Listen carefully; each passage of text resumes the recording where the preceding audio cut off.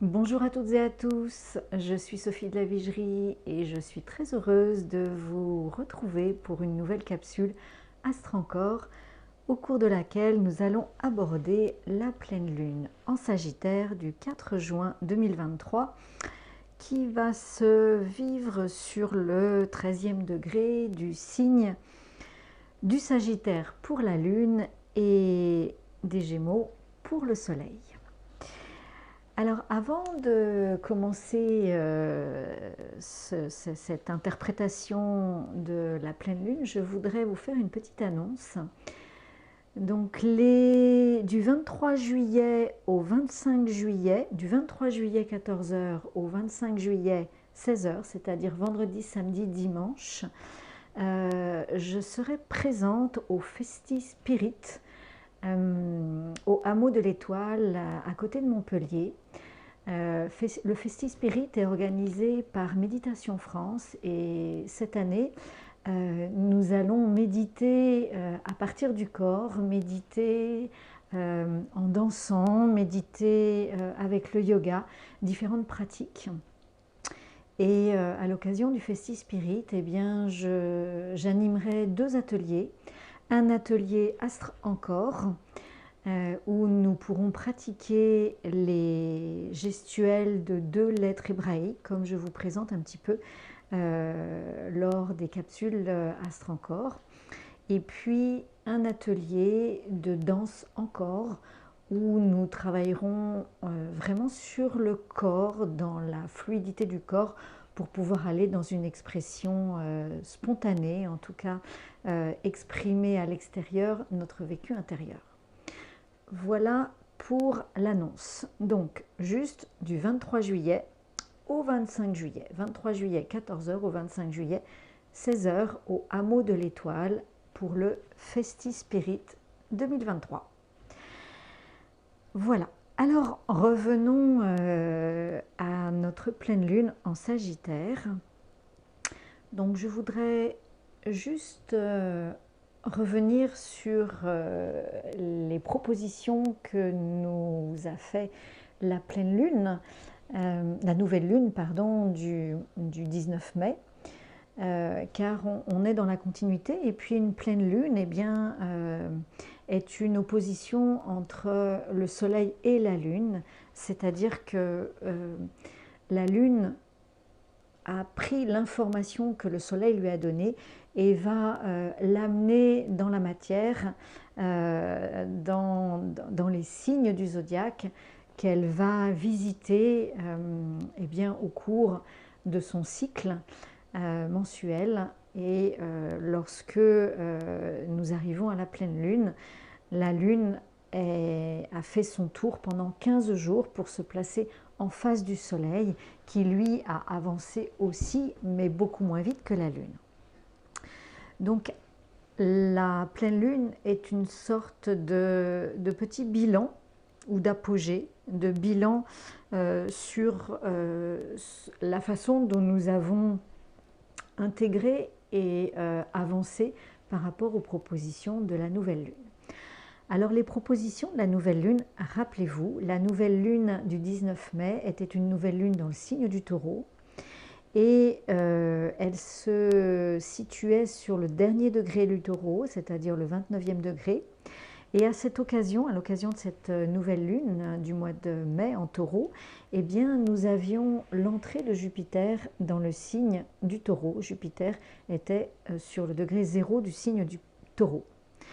Et la proposition qui nous était faite à ce moment-là, eh bien, était une proposition, on était déjà dans un carré Pluton-Jupiter, c'est-à-dire que Jupiter, qui aujourd'hui est la planète maîtresse de la pleine lune, de la lune en Sagittaire, Jupiter nous propose, nous donne l'opportunité d'amener dans la matière, de construire, de matérialiser, de donner une forme à des projets qui ont pris sens à travers tout notre vécu.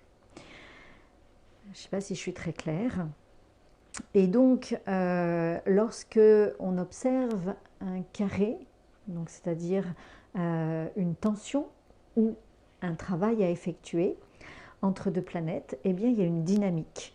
Et lorsque le carré se vit entre la planète Pluton et la planète Jupiter, eh bien, on a une planète lourde, lente, qui est Pluton, qui nous impose une profonde transformation de l'inconscient collectif, Pluton dans le signe du Verseau, une profonde transformation de l'inconscient collectif afin de, et de notre inconscient, hein, afin de déployer sur Terre de nouvelles opportunités, de nouvelles façons de nous mettre en lien, de nouvelles façons de vivre écologiquement avec la nature, avec la terre, avec la nourriture, avec les autres, tout simplement. Tout simplement. Voilà. Donc ça, c'était la proposition de la nouvelle lune. Donc aujourd'hui, au moment de la pleine lune, où en est-on? Et ce qui est intéressant, c'est que, comme je vous l'ai dit tout à l'heure, la planète maîtresse de la pleine lune, c'est-à-dire la lune en Jupiter, la lune en Sagittaire, est Jupiter. Et Jupiter est toujours au carré de la planète Pluton, car ce sont deux planètes qui circulent doucement, lentement, et donc elles sont encore au carré pour cette pleine lune. La différence est que la planète Jupiter est aujourd'hui conjointe au nœud nord dans le signe du Taureau, nœud nord qui va bientôt terminer sa course dans le signe du Taureau courant juillet, je crois. Et l'axe des nœuds lunaires est un petit peu le sens que la vie nous demande de déployer à travers les énergies. Et le nœud nord dans le signe du Taureau nous parle de faire corps avec la terre, d'améliorer, de travailler sur la façon, notre relation à la terre, notre relation à la nourriture, notre relation avec les autres, avec nous-mêmes, avec les autres, à travers des valeurs qui sont saines, qui sont simples, qui sont conviviales qui savent prendre du plaisir, se poser, se déposer et prendre du plaisir avec des moments simples et dans l'harmonie et dans la joie de se retrouver et de vraies valeurs. Voilà, donc ça c'est vraiment ce que nous propose, là encore, cette pleine lune. Et où en sommes-nous? Avons-nous posé des actes? Avons-nous réfléchi, changé des choses dans notre vie pour faire avancer la proposition de la nouvelle lune le 19 mai, puisqu'aujourd'hui, le carré Pluton-Sagittaire nous représente et nous repose et nous impose à nouveau cette même question, ce même travail. Alors, pour aller un petit peu plus loin dans cette pleine lune, regardons les signes qui sont concernés par la pleine lune. Donc, on retrouve le soleil qui est dans le signe des Gémeaux, dont la planète maîtresse est Mercure, je vais y revenir tout à l'heure, et la lune qui est dans le signe du Sagittaire. Alors, les Gémeaux, où se trouve le signe des Gémeaux, où se trouve le soleil, est un signe qui nous propose d'expérimenter la vie. Vous savez, comme des jeunes enfants ou des adolescents ou tout simplement des jeunes adultes, on a besoin de faire des expériences, de vivre des expériences, d'aller à la rencontre des autres pour pouvoir expérimenter et tout simplement faire des choix. Et ces choix, on les fait en mettant de la conscience sur nos expériences. Et dès l'instant où on met de la conscience sur toutes nos expériences très variées que l'on peut faire dans le signe des Gémeaux, on est beaucoup plus à même à faire des choix qui nous sont propres, qui font sens par rapport à nous, à notre histoire et notre vie, et approfondir ces choix. Et c'est ce que nous propose cette pleine lune à travers la planète Jupiter, planète maîtresse de cette pleine lune, qui nous propose d'ancrer, d'intégrer les choix que nous avons faits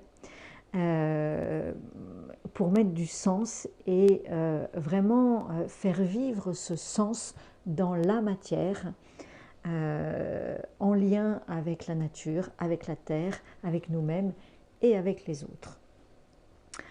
Le petit souci de cette pleine lune, de cet axe Gémeaux-Sagittaire, c'est le T carré qu'il fait avec la planète Saturne, toujours dans le signe des Poissons.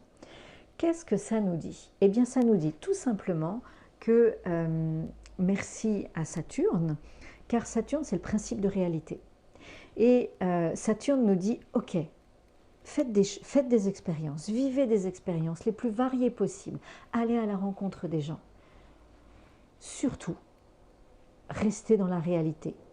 Restez dans la réalité de la Terre, de cette terre-mère. Ne partez pas dans des illusions, restez dans la réalité. Soyez à l'écoute de vous-même, soyez à l'écoute de vos intuitions, soyez à l'écoute de votre petite voix et restez dans la réalité. Ne vous illusionnez pas, ne vous mentez pas et ne soyez pas à l'écoute des mensonges. Restez dans la réalité. Voilà. Que ce soit dans vos expériences et que ce soit dans les choix ou le choix que vous faites en mettant de la conscience sur vos expériences, restez dans la réalité. D'autant plus que, je vais me répéter, que la planète maîtresse du Sagittaire est Jupiter et que Jupiter est conjoint au nœud nord et que ce Jupiter est là pour nous offrir l'opportunité de matérialiser, de construire ces expériences, de mettre à profit nos expériences, la conscience et le sens que nous avons retiré de nos expériences dans la matière. Voilà, pour améliorer ou transformer, renouveler, amener du renouveau dans nos relations affectives, en lien avec nos valeurs, la qualité de nos valeurs, en lien avec l'écologie de la planète, en lien avec la façon simple et humaine avec laquelle nous mettons en lien les uns les autres, avec notre capacité, notre possibilité de profiter de l'instant présent et de le savourer à l'intérieur de nous-mêmes et avec les autres. Cette pleine lune met vraiment l'accent sur notre corporalité. C'est-à-dire que autant Saturne nous dit restez dans le principe de réalité, ne vous illusionnez pas. Et Jupiter, planète maîtresse de la Lune en Sagittaire, nous dit il est temps de revenir à vos 5 sens, à votre corporalité, pour vivre en harmonie entre vous, entre nous et avec la Terre, avec la nature. Voilà ce que nous propose cette pleine lune, qui fait suite, bien évidemment, à la nouvelle lune et qui est une étape de bilan. Voilà, et qui va nous permettre de réactualiser peut-être les actions que nous avons menées, les pensées que nous avons menées. Après, à l'occasion de la nouvelle lune du 19 mai. Alors, un autre point qui est intéressant, c'est, bien sûr, il y a 2 T carrés à l'occasion de, il y a 2 T carrés à l'occasion de cette pleine lune. Il y a ce T carré dont je vous ai parlé avec Saturne, qui est au carré de la Lune et du Soleil. Et puis il y a un autre T carré qui est, dont la pointe, l'apex, est Jupiter conjoint au nœud nord. Et Jupiter conjoint au nœud nord est au carré de Pluton, donc ça je vous en ai parlé tout à l'heure, hein, qui impose à Jupiter, Pluton est dans le signe du Verseau, sur le degré 0 du signe du Verseau, et il impose à Jupiter eh bien, de revoir sa copie. C'est vraiment l'opportunité de revoir sa copie pour vraiment mettre du sens et de la conscience sur ce que nous vivons, sur ce que nous partageons sur Terre, sur les liens que nous avons entre nous et avec la nature, la nourriture, la terre tout simplement. Donc il y a vraiment une nécessité d'une régénération de notre façon d'aborder la nature, la terre, la nourriture et nos liens affectifs entre humains. Voilà, hein, basés sur nos valeurs intrinsèques et pas la valeur de l'argent, même si l'argent est importante. Même si l'argent est important, pardon. Autre chose importante à travers ce T carré, dont Jupiter et le nœud nord sont à la pointe, eh bien c'est aussi ce travail qui nous est demandé par rapport à la planète Vénus, qui eh bien, de son côté est conjointe à la lune noire, et à la planète Mars, qui est dans le signe du Lion, qui eh bien, nous demande, ces deux planètes, Vénus et Mars, sont donc opposées à Pluton, et là encore, ce qui nous est demandé, c'est de revisiter, de régénérer notre façon d'aborder l'autre, de nous mettre en lien avec nous-mêmes et de nous mettre en lien avec les autres, en accueillant tout simplement, c'est toujours facile, eh bien de vieilles blessures,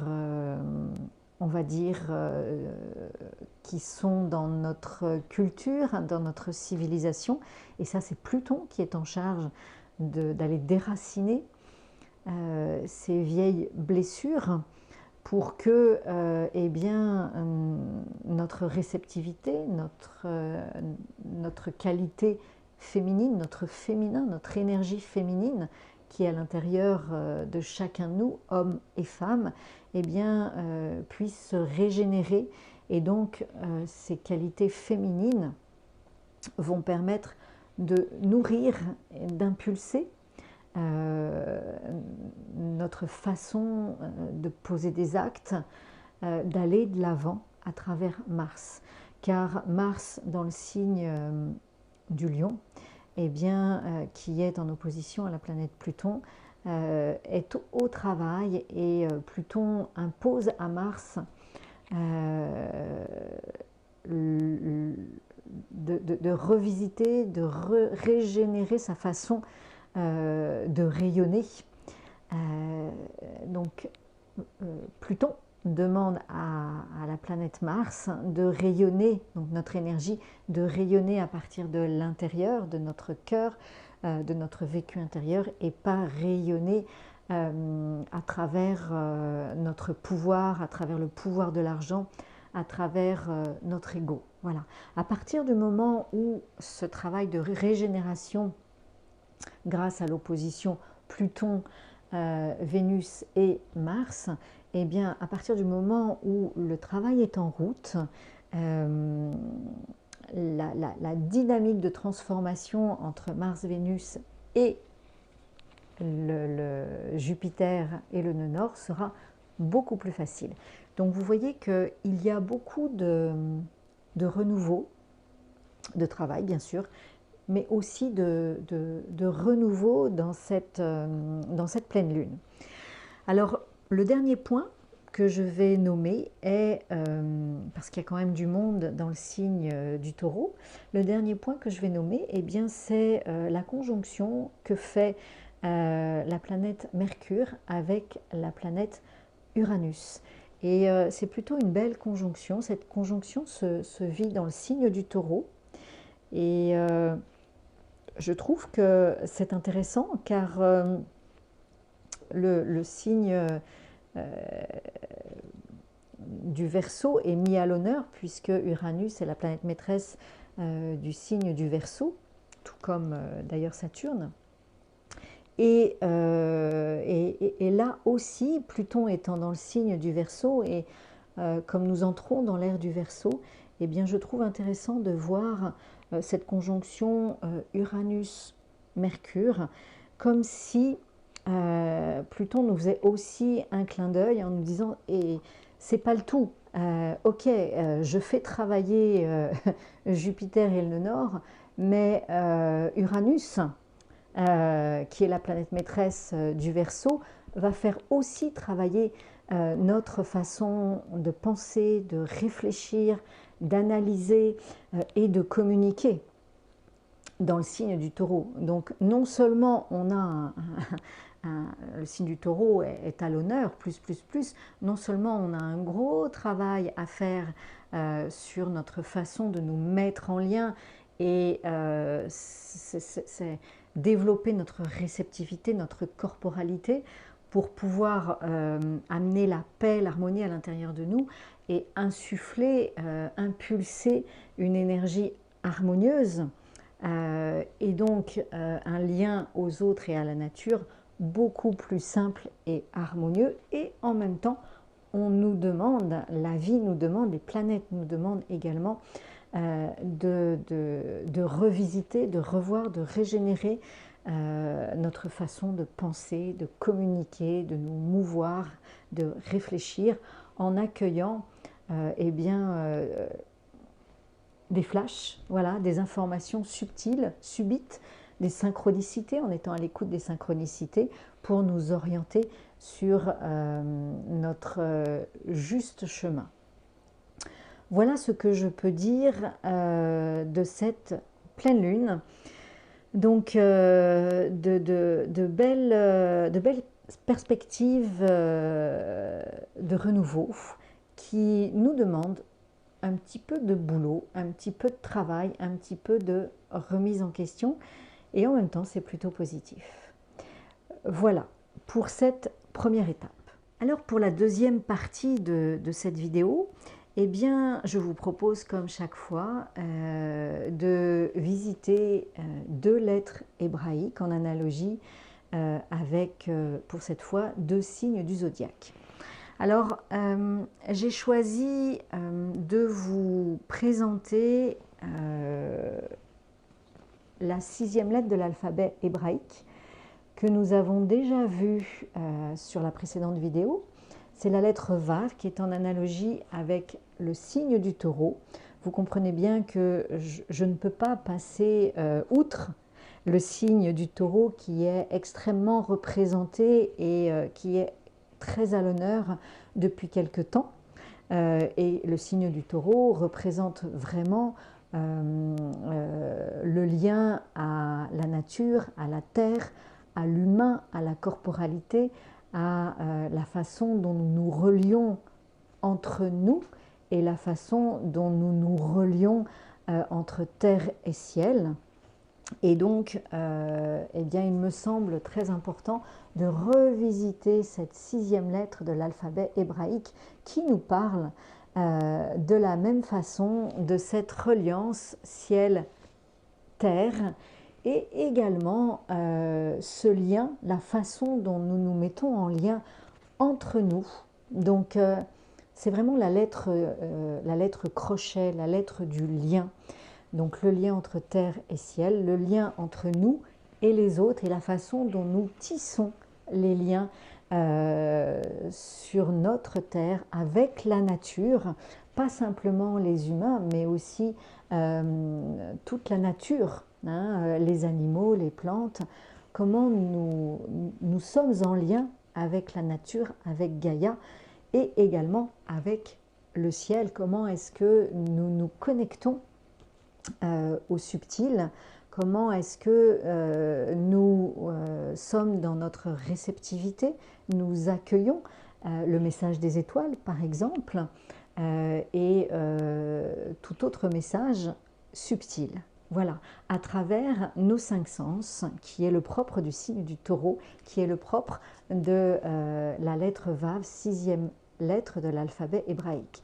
Cette lettre Vav nous parle aussi de notre centre qui se trouve au niveau de notre cœur, et c'est en étant à l'écoute de la vibration de notre cœur que nous pouvons nous mettre en lien avec paix et harmonie, en lien avec le ciel, avec le subtil, et en lien avec nous-mêmes et avec les autres et la nature. Voilà ce que nous propose cette lettre Vav, et il me paraît indispensable de la revisiter et de la revivre à travers sa gestuelle méditative pour bien vivre et ressentir avec nos 5 sens la façon dont nous vivons cette lettre Vav, l'énergie de cette lettre Vav. Ça, c'est la première lettre. La deuxième lettre que j'ai choisi de vous montrer et de vous proposer à pratiquer, c'est la lettre Tsadé. La lettre Tsadé est en analogie avec le signe du Verseau. Et vous avez compris que la lettre Tsadé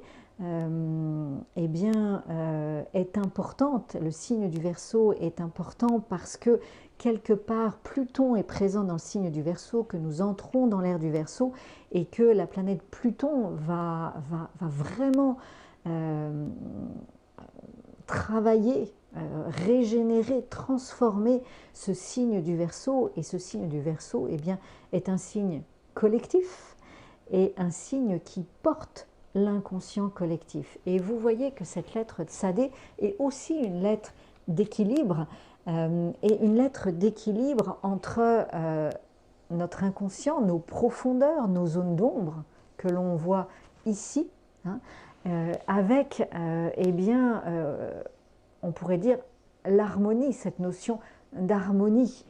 Donc vraiment, cette lettre Tsadé nous propose de descendre dans nos profondeurs, de descendre dans nos zones d'ombre pour aller à la pêche de nos ombres, à la pêche de nos poissons, et les faire remonter à la surface pour pouvoir les transformer et que ces ombres deviennent des richesses avec lesquelles nous allons pouvoir vraiment vivre dans la matière. C'est ce que nous explique ce carré Pluton-Jupiter conjoint au nœud nord dans le signe du Taureau.